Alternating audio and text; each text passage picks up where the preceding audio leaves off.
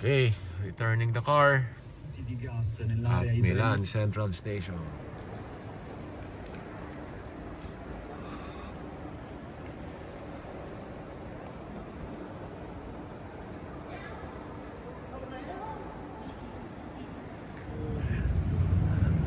So, do you have the full coverage? Which one? The full coverage, did you get the Yeah, full we did. coverage? Okay, Make so I sure. can find anything and then you don't pay. That's Yeah, good. yeah. Don't worry.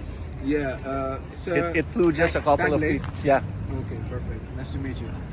So, do you really have a blog? What lad? Blog. A blog? Yeah. Internet blog or something? I just have a YouTube page. It's cool. Yeah. Are you like an influencer or something? No, not really. It's just a personal thing that I Fun. record. Yeah, my That's travels. good. Yeah, I like recording stuff myself, but I'm too lazy. You don't to mind me keep doing it. recording, huh? Sorry? You don't mind me recording, huh? Well, okay. But I don't know if the company actually allowed this, but I guess it's okay. Yeah. Anyway, the fuel is full. Okay. Let me just go around.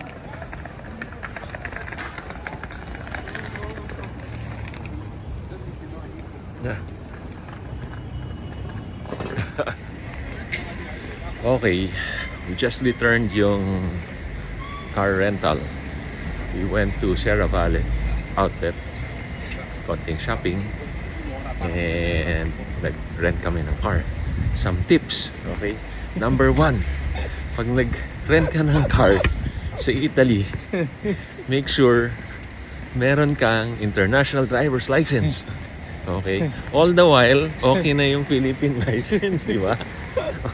Yung pala, kailangan ng international driver's license. Pwede kang mahuli. Tinakot pa kami. If the polisiya catches us, malaki daw yung penalty. Siyempre, ayaw namin nun. Buti na lang, nag-apply ako ng international driver's license last year.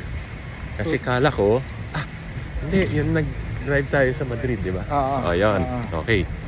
So, number 2 tip natin. Okay. Ang na-rent namin is hybrid. Okay.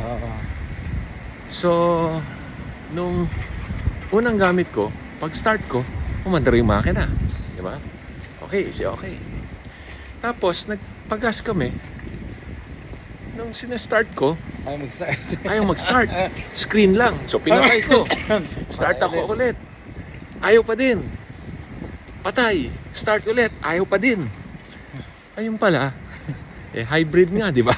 So, naka-on na yun. Electric pala. Tatakbo. Diba? Okay. Kala namin sira. Oh. Okay. Number 3, itong pinaka-importante, ha? Pag magpapagas kayo dito sa Italy. So, kailangan, bago mo soling rent-a-car, full tank, di ba? So, nagpakarga kami. Pakarga kami. 26. Hindi, full tank, di ba? Full tank. Okay, full tank. Binigay sa akin ni Filino, 50 euros. So, nilagay namin yung 50 euros. Inabot lang kami ng 26 euros. Okay. To fill up the car. Hinihintay namin yung sukli. Lang ayaw lumabas ng sukli. Di ba? Dito pala, pag ganon, hindi ka susuklian. Coupon, may barcode, may credit ka. Gagamitin mo yun sa next fuel.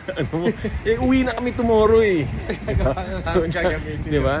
So, ito yung pinakamahal na gasoline namin, 50 euros. Okay.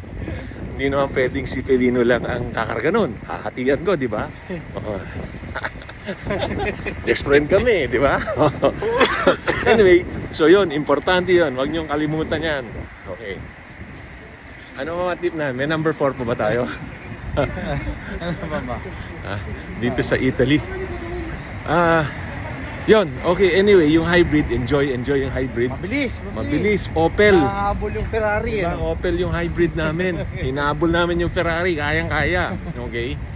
Magre-rent sana kami ng Ferrari, wala lang available, okay? So, nakuha namin hybrid. Galing. Pagka sa highway, nakamakina yung engine. Pag binomba mo, sabay yung engine tsaka yung electric motor. Ang tulin. Di ba? Ang mabilis doon yung acceleration. So anyway, enjoy. Good kung- experience. Good experience. Pag magpupunta kayo ng Italy, try nyo mag-rent ng car para ma-experience nyo. Okay? Master Buyo, goodbye!